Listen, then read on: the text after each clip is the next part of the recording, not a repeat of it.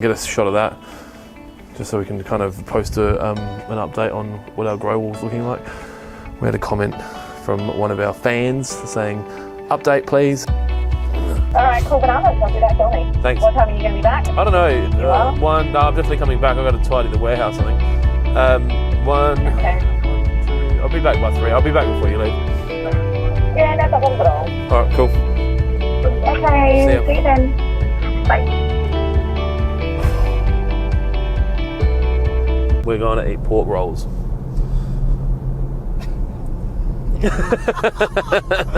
Peter from Adelaide Plant Recovery has invited us to come and see him at his yard. We've been trying to do this for probably 2 or 3 weeks. Peter's, I guess, getting our schedules to meet hasn't always been convenient, and when he told me he has one of the best Vietnamese pork roll shops known to mankind next to his yard, my schedule freed up very quickly. So on Friday he said, "Let's do this," and I said, "What's the go?" And he said, "Let's have pork rolls," and I was like, "Yeah, cool, let's do lunch." So yeah, very easy. So yeah, we're going to go see Peter, do a deep dive, have some pork rolls. If you're watching this, I have a really important question to ask. If you have a Vietnamese pork roll or salad, do you have coriander or do you not have coriander? I personally think coriander is a weed and a joke, and it was created by whatever universal power you believe created the earth as a joke, and anyone that eats it can't be trusted. Good morning. Good morning, how you going? Oh, you didn't have to set up a space and everything for us. Oh, just for you and your mates. Where should I park? Here's fine. Oh, you sent me the... Was I meant to go get the pork rolls? No. Okay. No, I just thought I'd send you it So that we know. where they came from. Oh, wow. As you ordered. Look at this. For anyone else that invites us out to their sites for a deep dive, you're never going to get close to this. You wouldn't know you're here, eh? No. Do you rent here or is it just yours? No, rent. I don't have a spare $3 million. Is that what this land's worth? Be about that. Fucking hell, man. I thought mine was expensive. And these are tables that you rent out? Yep. So this is stuff that we built. So these were floorboards in a house a year ago. A bit more than a year ago. These were, if you've been following us for a while, we're in the Ramsgate last summer. That's right, we talked about the tree. So do you sublease any of the land? Yeah. Yeah. Truck storage? So I this side over here, I was subleased to one of my demo guys, which is handy when you need a 20-ton excavator.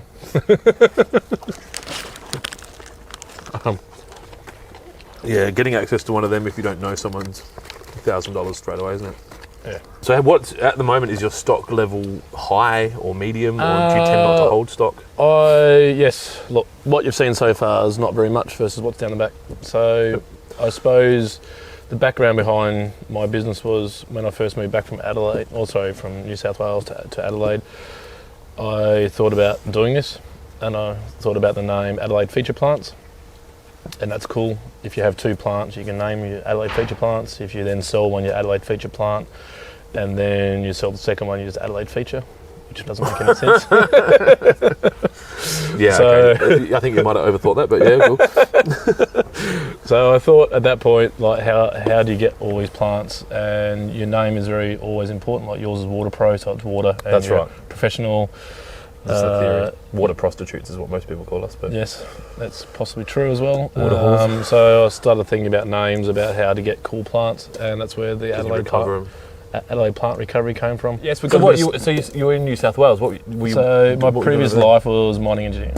Okay. So I worked in mining, production, business improvement. And horticulture was something that interested you? I've always, since I've been a little kid, I've always basically grown plants. I used to sell flowers on the side of the road where we lived, and plants and that sort of stuff. As in, you'd propagate the flowers yourself, or you'd steal them? Or? So my parents had 5 acres Yep. in Geelong, and I used to grow and sell dahlias and daffodils and all sorts of other things. And then, how old are you talking? Like when I was teens like or young? 8, 9, Yep. 10, up until I started going to uni, and then ran out of time, effectively. And did engineering at uni? Did engineering at uni, went out, did 15 years in mining, Wow. and then decided to come what to do next. And this is what I'm doing next. It's so cool. So many people would have just stayed with engineering because they needed the money, or Yep. Well, to tick the box of whoever. Yep. So I sort of got sick of all the politics in big corporations. So I quite enjoy being able to make something happen. Like you find a tree, you quickly grab it, put it on the trailer. Like for instance, this small dragon tree here. So this one? Yep. So that's a dragon before it becomes a dragon? Yep. So that's a dragon tree, which is basically before it flowers. So it flowers and then at that point it branches out. So it's just flowering now, so it's going to look a bit horrible for a couple of years. So that one there, we dug by hand, shoved on my shoulder, shoved it on the trailer, took home. So you just knock on someone's door and say... Yeah, that one came off a demo site, so that we got about 7 or 8 plants off that. Yep. I'll show you one of the big Frangipanis that came from the same site, and a few other plants, but they've already been on-sold straight away. Dragon trees, Frangipanis, palms. The main plants we look at here is dragon trees and Frangipanis. Palms. They're being designed in at the moment. Yeah, they're very wanted plants. Palm trees we move for people. We don't take on palm trees anymore from people. We've had lots they're of... not worth anything. Look, it's like, unfortunately palms are like, I have a red car. So, and are all red cars expensive? Yep. Like, yes, if it's a red Ferrari, it's an expensive car. Yep. If it's a red Magna with the paint peeling off, is it the same price as Even if it's a Rally Art Magna? Probably not. It's probably not. That's just for Matt as well. But we have a lot of phone calls about palm trees, and no one knows what they are, but they know that someone once upon a time that they're worth thousands of dollars. Yeah. So there's only really sort of one sort of palm out there that's worth thousands of dollars, and that's the date palms. Which is these? Which is these big ones. And that? Yep. So, but you'd also want to have a...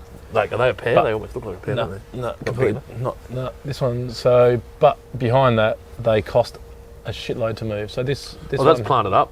Yeah. So that's banged in the ground. So that'll stay there until it goes somewhere else.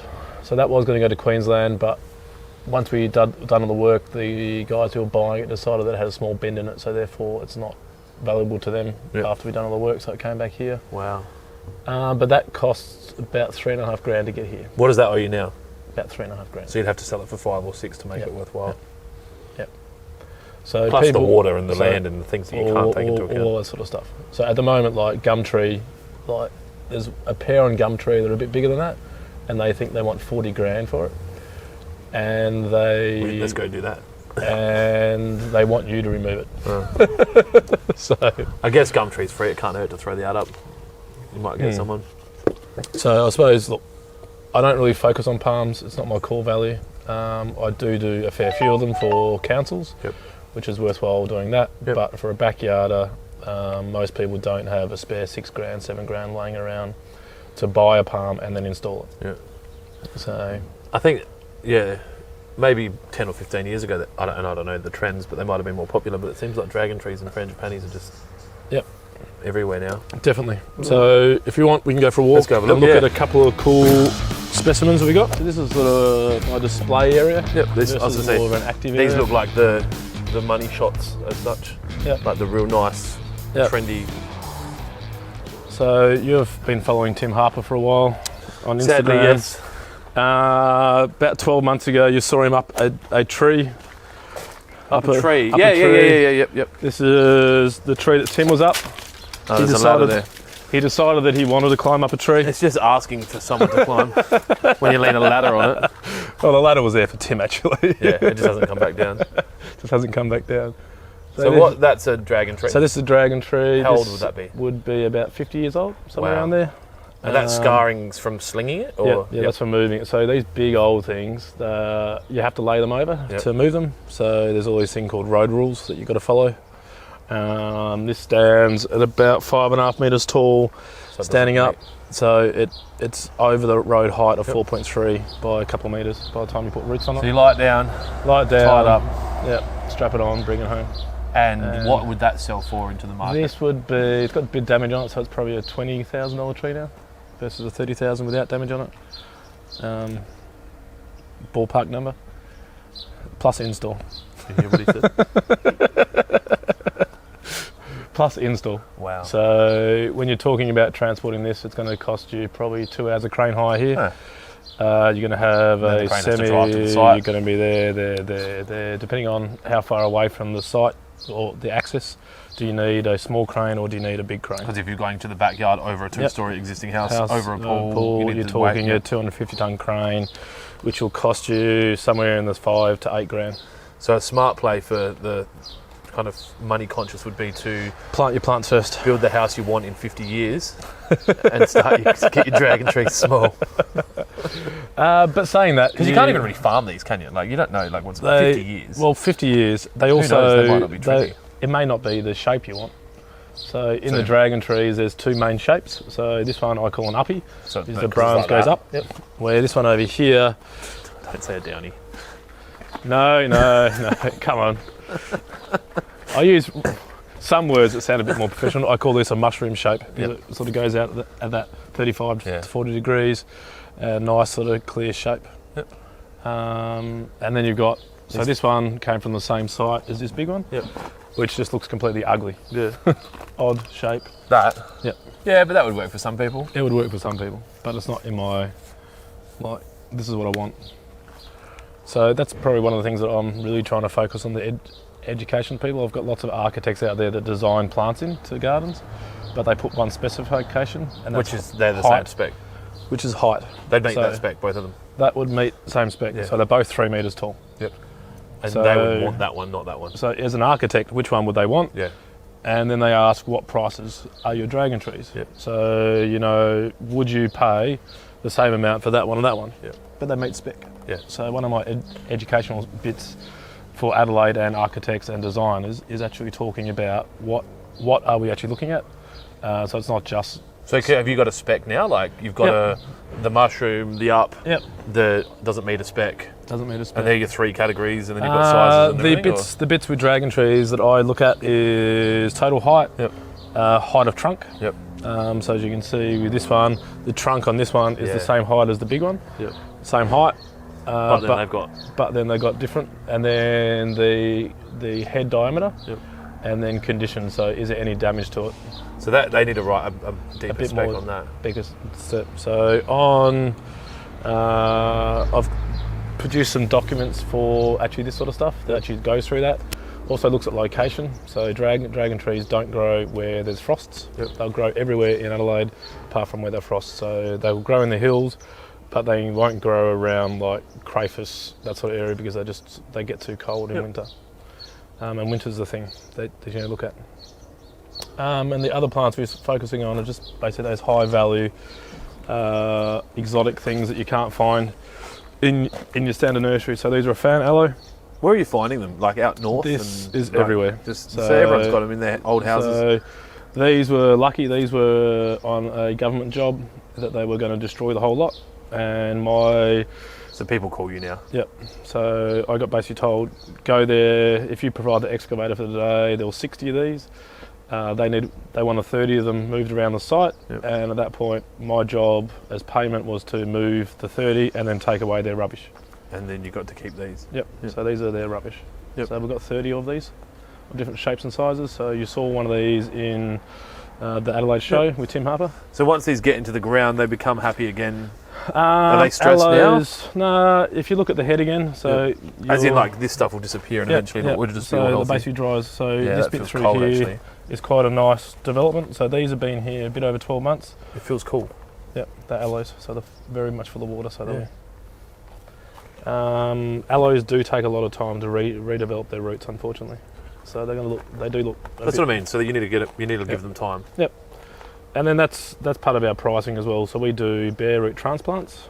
So if you want a plant, for instance, a dragon tree, a frangipani or something like that, we'll do it for the price of the potted value. So if we believe it's a 15 gram plant, we'll just sell it to you for 5. You get to see the stress, which you may or may not like, but you get a lot cheaper plant. They're a lot cheaper to move because you don't have all that dirt below it. So explain that again. So if you're looking for a plant to exercise, so a 4 metre frangipani, and you don't want to pay the full price, so a full potted price. Yep. Oh, so that's a 15 grand or whatever, or a 20 grand tree that's installed, maybe. Well, that might be more. So more that if that tree was, so if I found that and that meets your spec, I would move it from site A to your site for a third of its value. For a third of its value, its potted value. Yep. but you take the risk on as well. Yep. So you say, yes, we want it. With moving trees, you never know what the root system's going to be like. Yep. So are you going to damage the roots? Are you going to be able to get it out easily? Yep. All those sort of things. So do you have a guarantee on your plants? With our potted, we do. Yep. With our potted plants, we've grown roots, so we actually understand they can be transplanted now. The guarantee is that we certify your site, so not all plants grow where you want them to grow. You have to make that call, yep. So we certify the site saying yes, like with Frangipanis, like they have to be on a northwest facing area, they have to be down on the flat, they can't be, so it's got to be, basically the way you need to look at it is stand where you want to put your plant, and is that plant going to get sun on your feet at 2 o'clock on a winter's day? Yep. It's effective to sunset. Yep. You need to look at it. That's interesting, because I've got to put a frangipani in our backyard, so now that's something I can go back and go, okay, I can stand there, I know where it's going to be. Yep. How much land, how much soil is it going to need? But it's more about the warmth on its roots. Yep. So the head doesn't matter.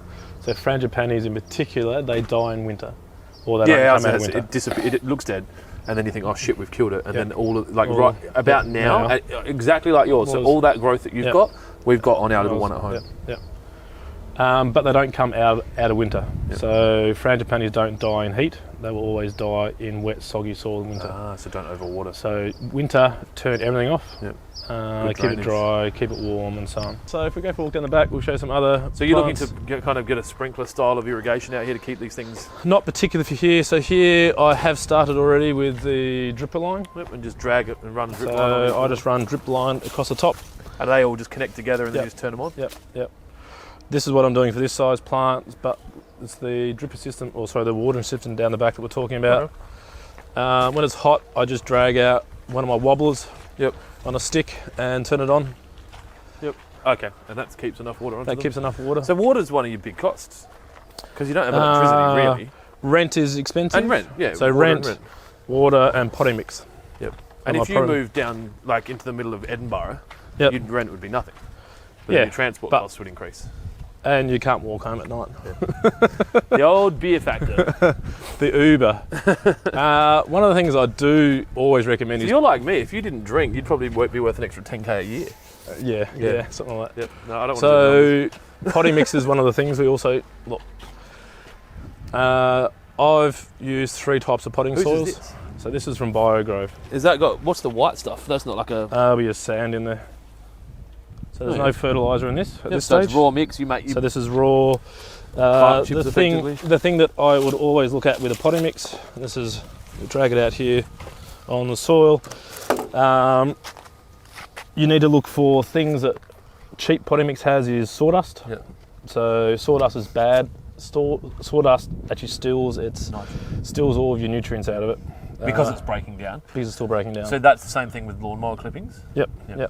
Same. So it's still breaking down, it still needs to use energy. You then need to look at your other potting mix. So if you go to the big warehouse that we all know about, theirs is generally just organic matter, and it's very fine. So if you look at here, there's this coarse stuff.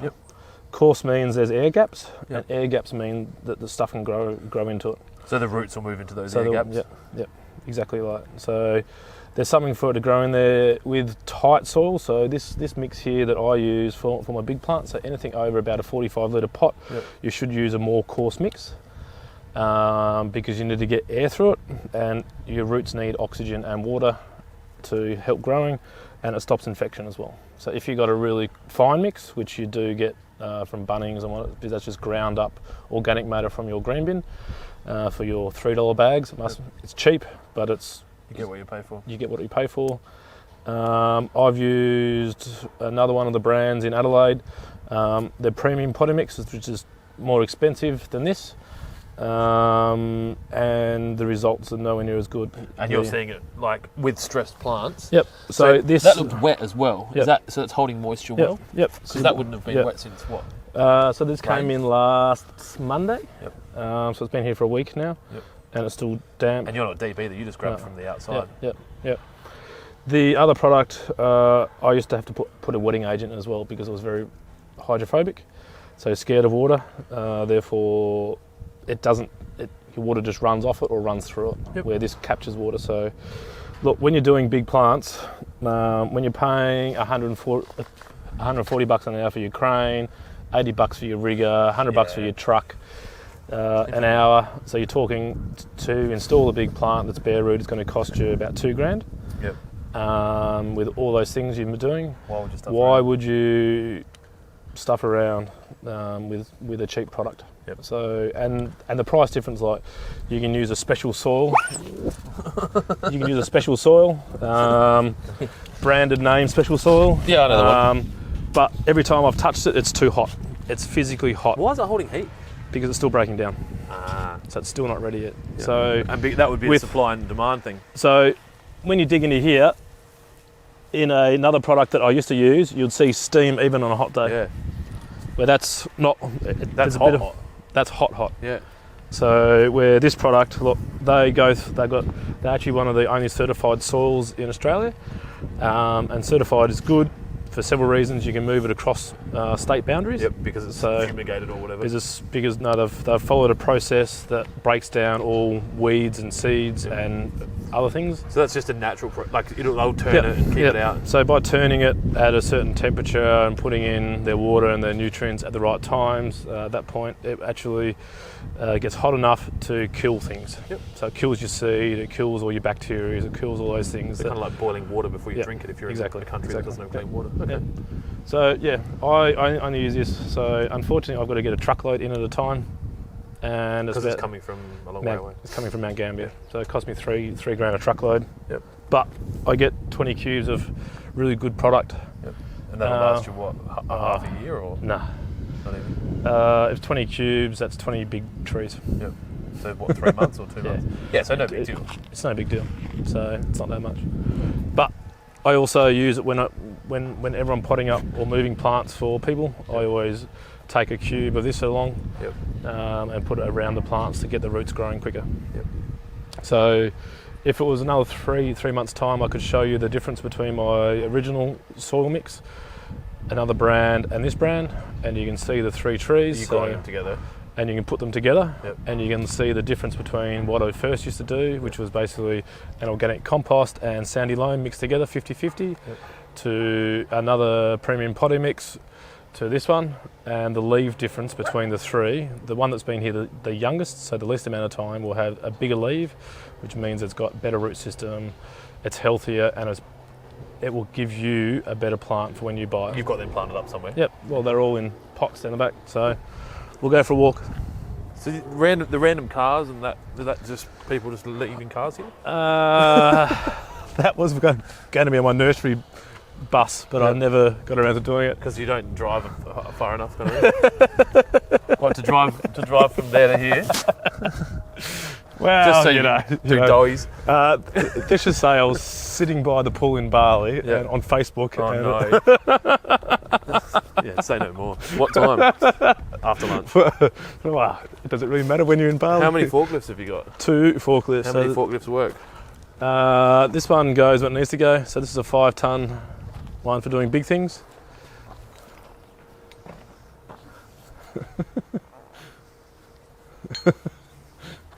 Random things I collect along the way. Salvage. Where's the good hoses? Are they Nilex? Pope, I think. Blue ones, rubbish. Yeah? Don't touch the blue ones. They're very non-kink, resilient. Do you get many snakes out here? Have you seen them? I haven't seen a snake. I collect blue tongues. Yep. So these are, this corner of my nursery is my big old Gills Frangipani. So there's 2 of these. So these ones here came out of a lady's house. It was 95. She got them from her mum for her 18th birthday, and they had been in a pot since she was born. They were potting out to this size. Oh, so her mum potted them out. Her mum potted them Jesus. when she was first born as sticks. Wow. And then she then planted them into her yard. So these are nearly 100. These are nearly 100 years old. And that's so you're not going to get any bigger than that in 100 years. Like yeah, pretty much. That's in Adelaide. So we're based off Adelaide because conditions. of the climate. Yep. So we've got a very short grow season for all plants. So they grow, and then they go to sleep for 9 months for winter. They grow. Yeah. So they're asleep for about 4 months a year. Okay.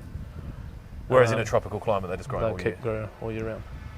So one of the things that I've found is that we replace a lot of plants,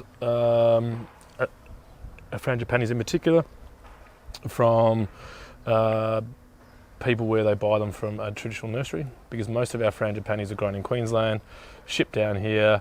They last that summer because the people that bring them in only bring them in at the start of summer, very cleverly. Yep. And then you can't buy a Frangipani in winter. Could you get those Frangipanis to live under your care? Or it's just they're just not. They're grown up there, they're grown up there. They will. Some of them will work, but not all varieties will grow here. So there's this one called the Singapore Evergreen, which doesn't grow here. That species does not grow here, and I've replaced them because they get them from Queensland, because you can buy them. No one's going to stop you from buying a plant and bringing it here. No. But There's you no need law to. against it, is there? But it won't last. So all of our stock is basically from Adelaide for Adelaide. Yep. Or better conditions than us. So if they go to Queensland or wherever, they'll be fine up there. they'll be better up there. This one here is pretty much the size I've got at home. Yep. Might be a bit smaller than that. Oh, it might be a bit bigger actually. It's just not as thick. It seems like it's that thickness, the whole thing. Is it a pink then? I don't know, it's white I think. Okay. But it's in a real skinny pot. Yep. So I think, are they prickly? I think that's sort of. A little bit prickly. Yeah, I think we need to get it into the ground as soon as we can. Still got to get our good potting soil. You Yeah. put it into a good potting soil now, in a warm spot, it will grow a lot quicker. See, it's not sitting. It's sitting kind of under the pergola. Yep. So yeah. So what are these? This is a project that we did for Fringe last year. As this is our prototype. So I also build furniture and things. So pop-up bars. So this was something that me and one of my builders worked on. So what? Who goes in there? This is just a The display. bar? Yep. So this is a foodies / bar. So if you went into the garden up underneath, So they'd serve from that side. Yep. Can I go in? Yeah, we'll go in the other one that's more presentable with stuff in it. And are these electrical drawer things? No, that's what they get used for, but it's called a yellow tongue. It's between the floors. Oh, the boards. Yep. Okay, cool. So you could have a couple of people here selling drinks. Yep. Good shade. Nice ventilation. How many hours a week are you working? I have no idea. Good answer. The reason I ask is because you seem to have a lot of open loops. What do you call Working? What do you call working? I know, for me, it's if you're awake. So it's hard to answer. I guess for me, it's probably the time where I'm not touching my phone and I've got my family with me. So Does that mean when you're pushing your kid on the swing and you're sending an email? Yeah. Is that work or family time? yeah, I think that's considered work. My wife and I had a pretty detailed chat about it on Saturday night. So now I have a goal to bench my phone 6 till 9 p.m. Yep. And don't touch it. So Excellent idea. So while I'm here, this is probably my favourite dragon tree.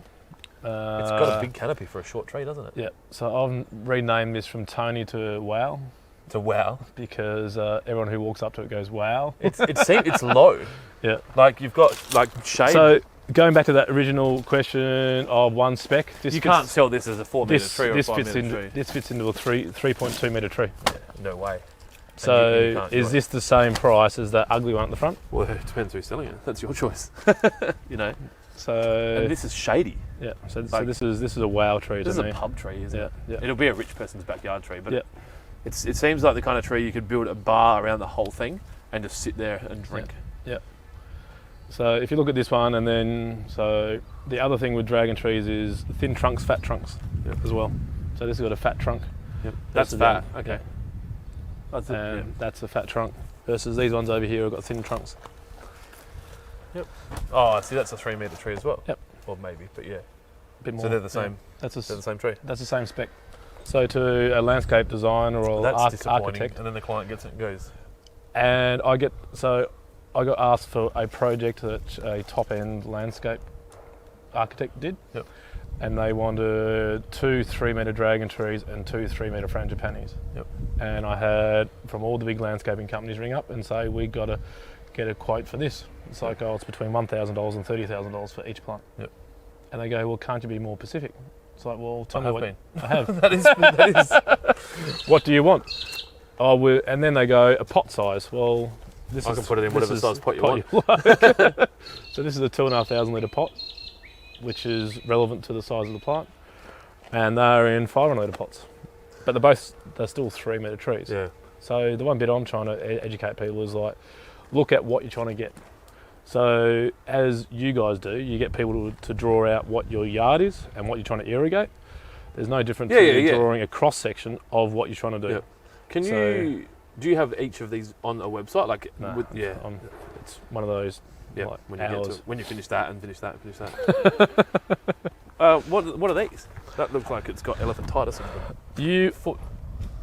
Have got one of their names down pat. So this has got a really big, long, complicated name, but it also has 2 common names. One is an elephant foot. Yep. So I said you got it right. And the other one's ponytail palm. Ah, okay, that's what I've heard the name. This and is they all look different as well. All completely different. So this is a product range which I'm getting rid of now. The people that want ponytails don't have money, and they're genuinely rude, arrogant pricks. Oh, cool. I was going to say, we should just put them at my house. Awkward. It's genuinely the people that want a big one like this will come out and demand me to install them next week, and they will want me to install it for the same price. That's pretty funny. So the plants have a customer type. Customer type. Yep. So this is a product that we're about to get rid of because of dicks that. allowed. No dicks allowed. Love it. I've followed you for about a year now, and the comments you make is almost like identical. My same values. That's why we get along. So it's funny. It's funny. Like you talked about the other week about sacking customers. Yep. I've probably done 3 in the last 12 months. It's empowering, isn't it? It's not money. No, it's not nothing money. to do with money. No, nothing It's to do about with the attitude. And we've got people that fit into that category that don't even have an account and just pay as they go. And that's really hard because you kind of have to make the relationship so uncomfortable that they stop coming in. Yep. And then you've got the account customers that could spend hundreds of thousands of dollars, but there's a culture inside their business that's not in line with our values. And it's not right or wrong. It's just not how we are. So then we can't do business. It doesn't fit. So you don't fit in. Like I work on I work on saving plants, but it's not a free service. No. So everyone thinks that I'm a greenie and I do this for charity. No. I've tried to get money out of the government to help me. I've tried to get money out of the government to get training to have all your licensing. Yep. And because I earn too much money, or my wife earns too much money, I don't get any money or anything, any support. Yep. So you have to charge. You have to charge. Look, anyone who can't see that is not your customer. Oh, exactly. So who cares? Yeah. This is a cool plant. If you like, this has got a story. So if you crawl in here, DK. Oh no, DK. Watch out for the slightly prickly San Pedros. Slightly prickly. You know I'm an office worker. I'm not built for this shit. Oh. Oh. Right on your dick. Prickle on the pickle. This is called an African fire stick. Yeah. Or as part of the Euphorbia family. Euphorbias have one common thing, and that's their white sap. Yep. We talked about this. This is a plant nerd thing. Yeah. So we talked about this in the show. So yeah. this is Euphorbia, the fire stick. This is worse than DP'd. Yep. So don't put it in your eye. Don't put it anywhere where it's sensitive. Yep. Don't cut it with a chainsaw and turn that white sap into vapour because you have respiratory problems. I can tell you that from this little cut over here. Oh. Don't cuddle it too much because it will give you a full body rash. And especially do not prune it above your head and let it drip into your eye because you will. I don't understand why this is still in the yard. Because you like the look of it? It's a cool plant. But it can't go into an environment with children, animals, it will go into the elderly. It will go into an arid restaurant display garden or something like that. Behind glass. Yeah. So, but it's a cool plant. You don't see them this big. So most people that know African fire sticks, they're normally a small pot plant, like the pot's about the same size as your Frangipani, if not smaller. Now I'm gonna get out of here without any more damage. I'm going this way. Come, my San Pedros, which you're walking over now, or this stuff. There's two types of customers for San Pedros. One is to grow it to look pretty, and one is to grow it, to dry it, to smoke it. Which one's that? The cactus? The cactus. So that's like the peyote or whatever that they... Yeah, San Pedros. Yeah. Did you prepare any? Because this might be the solution to my drinking problem. I'm assuming there's very low calories in that smoke. And you can always pick on the telephone Oh, hey What- man, have you got any who- San Pedros? Who's buying it for what reason? Yeah. I think we should definitely be diving more into that. So, is it like a hallucinogenic? Yeah. Yeah. Yeah. They drink it or just? I've never done the full research on it, but from what I've been told by other people is you skin it, you dry it, you then turn it into a powder or some sort, and then you smoke it with tobacco or something like that. So what's the long-term plan for you? Like, is this going to be? Long-term plan, so the whole idea was to get plants. Now I'm trying to get the plants to market. Okay, so you early stage, you have to find plants. Yep. Right. So you can't be a nursery without any plants or a pub with no beer. And with most businesses, they say find your customers first. Yep. You wouldn't have been able to do that because you could have customers, but without the plants, you can't just go and get one. like There's no order. With irrigation, as an example, we can buy all the stuff we need within 3 hours if we have to. Yep. This isn't like that. No. So you're not propagating, so you have to source. Yep. So now you've got stock, and you're happy with your stock. So stock level's good. We've got probably 70 odd frangipanis and 30 odd dragon trees. Yep. We've got plenty of other dragon trees that are they're too big to move twice. Yep. So we've got probably 5 like really massive ones floating around Adelaide that need But they're just living where they live. living where they need to live until I find a new home for them. Like, I mean... Do you contract that? Like, you'll say to the person, like, these Yep, are mine, I'll yep, actively do yep, it. I'll buy it. You won't sell it to anyone else, this is the Yep, price. Yep. Have that no dickhead rule as well. Yep. So if they're starting to be a bit... So if people want to do the ring up me and get a price for a plant, I'll tell them how much I buy it for, Yep. and then I say if it goes on Gumtree, I won't buy it. Okay.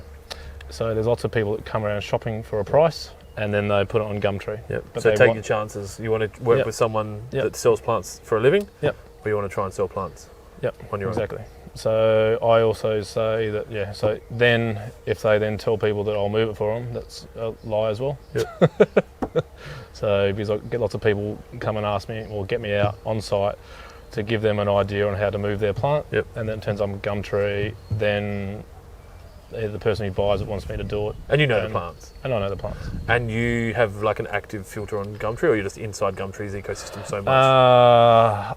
I don't have an active. I jump on it a couple of times a day. No, that often. Yeah, okay. Because people are putting stuff up. Yep. So if they haven't contacted you first, you'll go Yep. through Gumtree. Yep. So, and it's all about the price. Yep. So Well, it has to to me, you can't. Like, people think that a dragon tree is worth $10,000. Yep. Well, it is to someone. It is to someone. But if you're on Gumtree or if you own a demolition company and you want to knock it down and you need gone in a week, that customer and their window won't line up with Now yours. it's $2.5 grand. So is it $2.5 grand? Also, then it's a risk. So why would I spend $5 grand on a plant and put it in my nursery that may die? Yeah. And that's just to purchase the plant, not including the cost of my time. So, like, you might pay.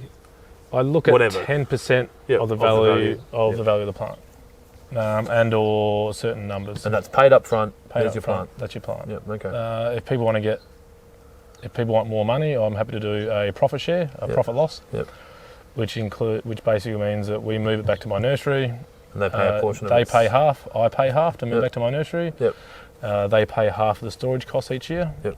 Yep. And then when we sell it, they take half the money. That's right. And that could be 3 years, 5 years. That could be 3 years. It could die. Yep. So, and then they got to pay half to dump it. then they got to get rid of it. So most people don't like that because they want their money up front. That's right. So there's no risk. Fine. There's no risk. So I take all the risk on. And you don't really have a clear website disclaimer. Like, that would be something handy to say. These are all the things I do. Yeah. You could, if someone says I want to buy a plant, cool, go read this. If I had someone like DK that could spend some time doing that, I would do it. But I just don't have the time. DK's like, here's my card. It's about using your time in the right spot. So as a startup you don't have business, any employees. I don't have any permanent employees. Yep. So I've got casual guys. So that come in and do stuff when I need stuff done.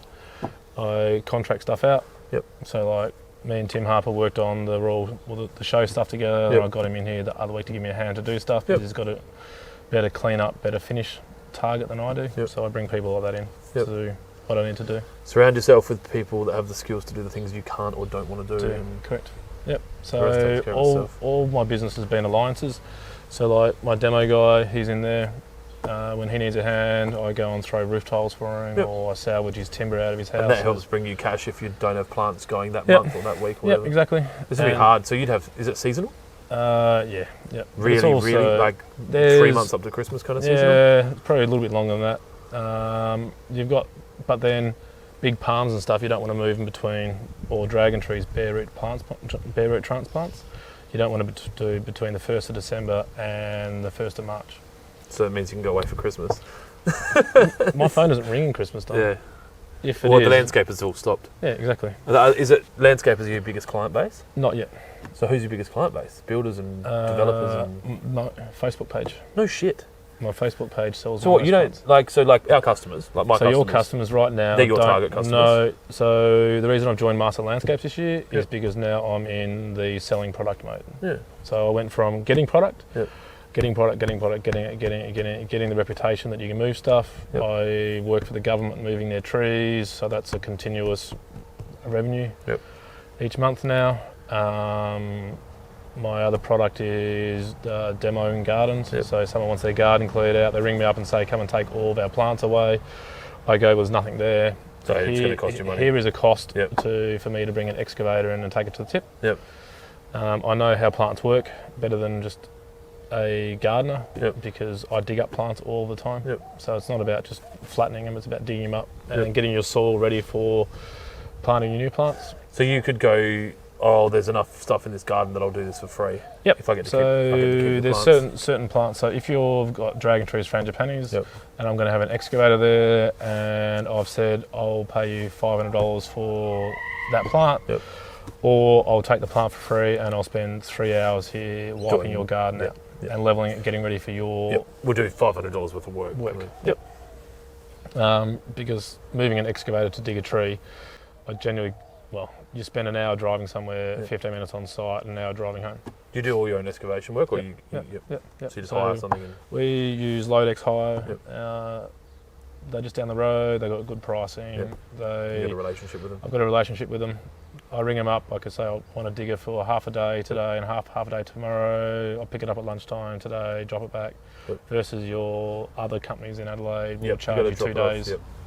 Because you're splitting it up over midnight, 2 days, so it becomes a 2 day hire. 2 day hire, where whatever. They also like plants, so I got some free excavator hire, and they got some free plants last Christmas, which is handy when you're starting a business. Are they a director run business? They're not like that's why, so you can deal with the owner. Yep. It's funny, isn't it? So you got, like in Adelaide, one of our biggest competitors is a multinational irrigation brand. And we have customers that are like, oh, yeah, we like to buy from these guys. I'm like, you should ring up the owner and have a beer with him one day and just talk about like how they could work with you better. Oh, no, you can't do that. I'm like, no shit. And I think that's part of my core business. So over my 5 years of doing this now, I've got a good hire company. I've got a good transport company, Mustard Brothers. I've got Potting Mix, BioGrove. I haven't spoken to Van Shake, but their guys are really friendly. I've never had any problems dealing with them. Crane company, so I use Load 28 crane hire. Same thing. They've got 8 cranes. I got invited to their Christmas party last year. I supplied the tables again. I supplied the tables and chairs for them. That's why they invited you. They don't even like you. This guy's got heaps of cool shit. Now you've got an irrigation relationship, and you just build that stuff. So you just got to have those key contacts, and it's not about getting the best price. It's about being able to ring up Lee from Mustard Brothers and say, Lee, do you have a semi tomorrow? I've got a date palm that's just turned up that I need moved by tomorrow afternoon. Yes, I can get you one. And you get treated with a different level of respect. I struggle with that conversation with our clients, with some of the clients, the commercial clients.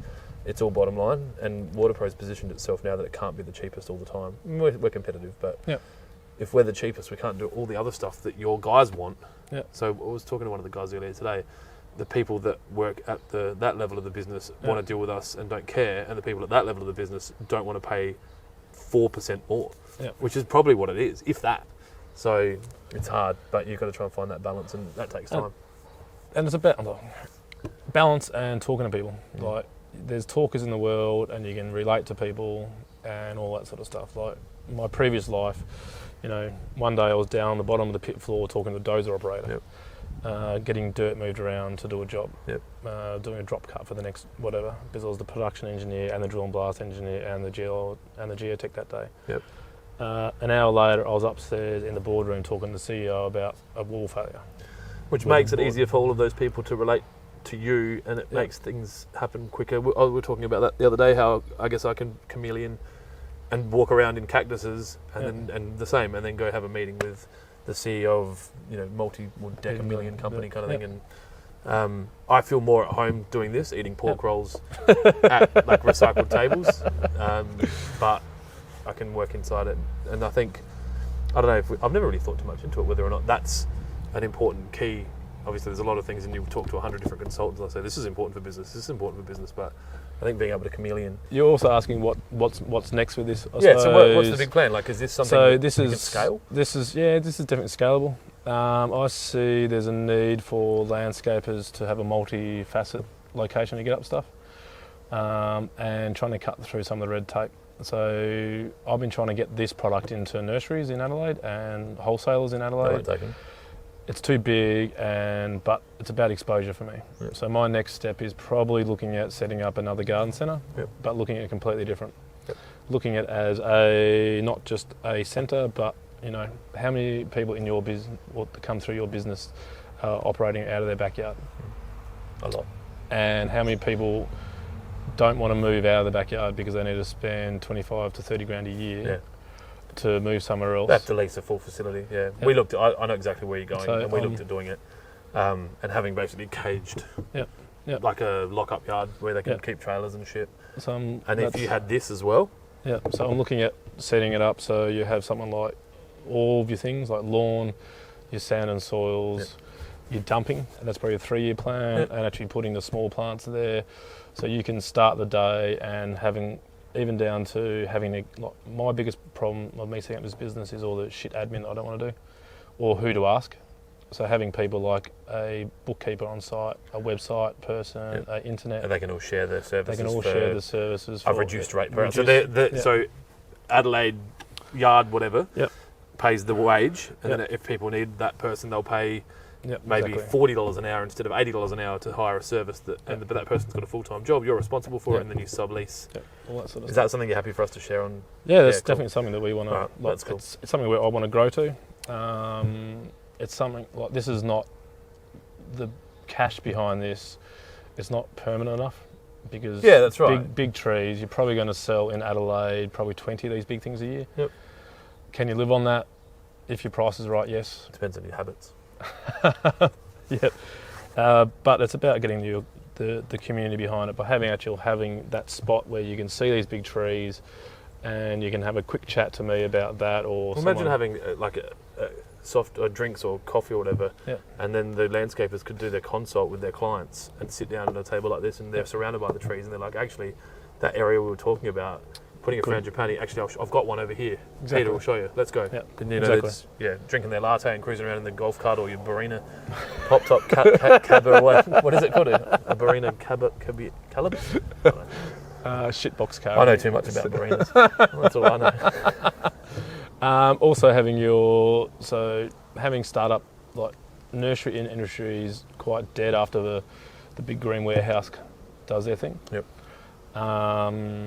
So over the last 10 years, we lost 30 or 40% of growers because they can't compete with the bigger nurseries. So that's the same as milk and bread. And So I want to be able to set up somewhere where if you want to come and talk to someone, you can.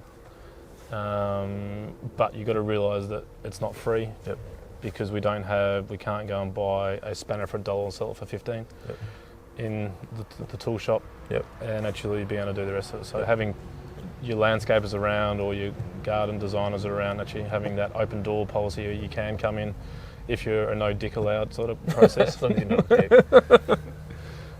That's probably something that I want to move towards. And cool. also, because it's just a business. Like, how do you run it? How do you manage it? And then you still get the thrills that are moving these big plants around and saving these big plants. So that's important to you? Definitely. It's just, if you walk past those plants like that, those frangipanis down the back that are 90 years old. The amount of things they've seen. they've seen lots of things. The daughter, which is like 65, her grandkids now have had photographs in front of it to go to their first day at school, as she did. As her kids did, so it's that those Frangipanis have had those photographs. And they could be killed so easily. They were on a demo site. Well, even if they got poisoned or not watered or cut in half, Yep. it's not like a stone that you could have your photos in front of, and Yep, it takes exactly. like a bomb to destroy it. Like these are living things. Yeah, and it's about trying to still keep that organic matter alive. Like a couple of the big demo companies say that they salvage 95% of each site. But what they call salvage is they put it through a crusher or a chipper. Yeah. So I it salvage becomes recycled rubble or mulch. Or mulch. Yeah. But we do 95% of it. Yeah. And it's like, well done. Yeah. Versus, this table is actually made from recycled wood that I pulled out of a house. Yep. And stored it, and then until I needed a project, I then built them. So it's a Baltic pine top. Yep. They were just sort of crappy boards, came off Hampstead Road, and then the legs made out of Cowrie, which came out of housing trust houses. Yep. So, that's, is that recycling or is that... That's upcycling. That's upcycling. That's what they call it. All So- the fashionable people. I don't know, I'm not very fashionable. That's cool, man. Thanks for showing us around. All right. We better get out of here. You're Your good. dogs are car sensitive. They're not going to walk behind me. No, they're good. All right, cool. Thank you so much, man. Thank you for coming out. See you, man. Thanks for lunch as well. Watch out, puppy dogs. I want to be his dogs. That's a good life.